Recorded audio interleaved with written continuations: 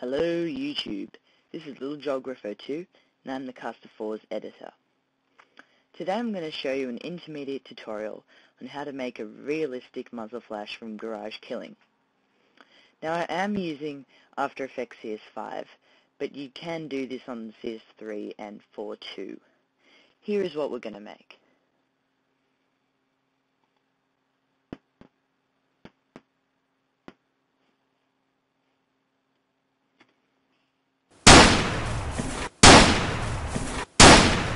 Alright, now that's looking pretty good.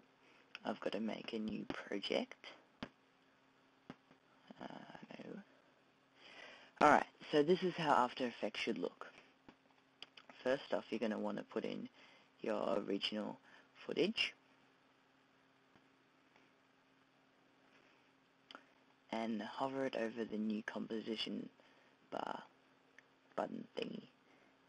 Alright, now this just has a video of just someone pretending to shoot and a person falling back. Alright, so you go to the frame where everything happens, which is just here. Alright, and now just need to rename this clip to original clip so I don't get confused. Now I just need to put in a muzzle flash. Now it doesn't really matter what muzzle flash you use. There's lots of ones out there. If you just Google muzzle flash, then they'll come up lots, and I just chose that one. Alright, so now we put the muzzle flash at the very top of the clip, shorten it down to that one frame, and then we need to, of course, size it down. So we click there, shift, and size it down. Now we just put it right in front of the gun. Now we want it nice and big, unlike most tutorials out there. There we are. Now we right click on it, change the blending mode to screen. There we go, there's a nice muzzle flash. Goes for 1 second. That's looking pretty good already. Alright, now this is a more complicated bit.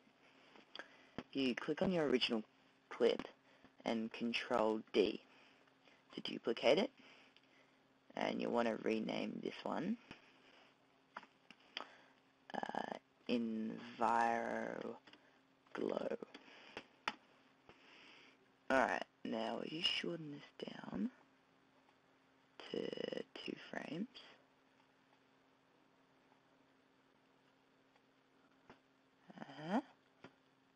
There we are. Now it goes for 2 frames. Alright, now to stop things getting annoying, you click this checkbox, so then the sound isn't amplified. Now you go and right click and go blending mode to add. That's going to make everything like that. Now just take the pen tool and quickly just draw around where you want the Enviro Glow to be. Just mainly around the skin is a good idea. It doesn't really matter if it looks perfect, because this will only be going for 2 frames.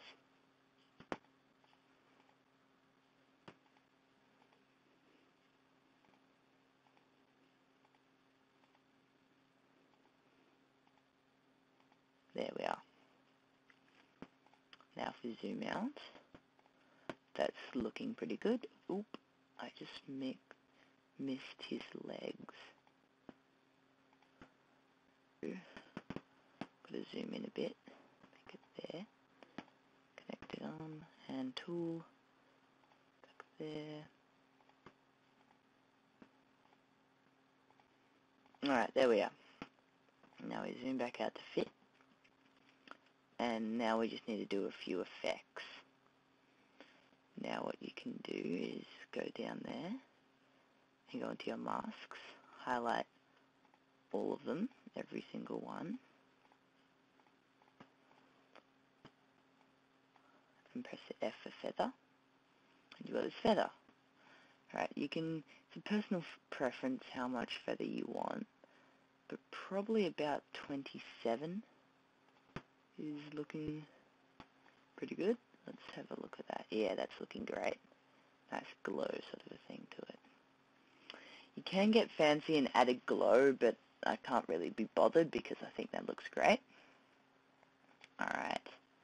Now, if you've got a lot of lighting on your clip, then you'll definitely want to change the opacity down so it doesn't look too unrealistic. See there, now that's looking pretty good. Alright, now we're just actually talking about the opacity. We go on to transform opacity, and one frame, click the stopwatch, put it down to, about 70-ish, and then over 2 frames, fade it down to 0. There. Okay. So now what we've got is the muzzle flash, and they're just fading off. Oh, actually, when I was changing the opacity, I was changing it for the muzzle flash, wasn't I? Ooh, put that back up to 100. Oops. Alright, now it's looking pretty good. Now, what you'll want is a concrete bullet hit, which I just got off Corridor Digital. They look. Now, this bit is the cherry of the cake. This is the smoke puff. Alright, now I've got a concrete bullet hit off Corridor Digital, and I've got it right here. Now, if you don't have it, you can just skip this. There's not really any alternatives. Alright, so I just drag that down, put it the second one, and here we are. Now, sort of go to the bit where it actually sort of begins, which is right about here. I just cut it down there, put it there. There we are. Alright, now what I'm going to do is change the blending mode to screen, put it about there. Let's see, just make this muzzle flash invisible. Alright, just rotate that a bit, put it there, probably just size it down a bit, it's looking pretty huge to me.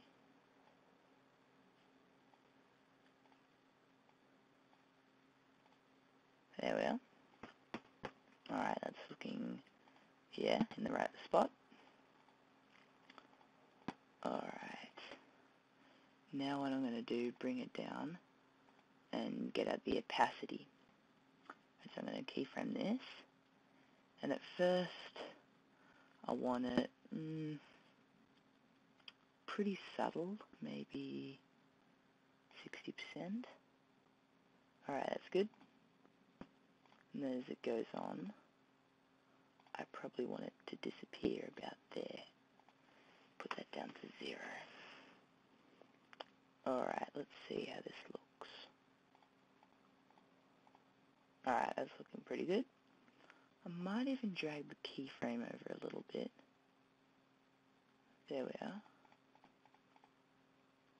Alright. That's looking pretty good. Alright, now visually, that's looking great. Oh, I made the muzzle flash invisible, but I didn't forget to make it visible again. Alright, so, yeah, that's looking pretty good. There we are. Alright, now the very last thing that you can do is add in some sound effects. So I'll just get my laid gunshot. There are lots of places where you can get gun sound effects off. I got mine off freesound.org, but there's also Sound Bible and things like that. They're all free, but they do need you to make an account, which is a bit annoying. But yeah, if I get enough requests, then I'll leave a link. I hope you enjoyed this tutorial. This is the Cust4's editor. Bye for now.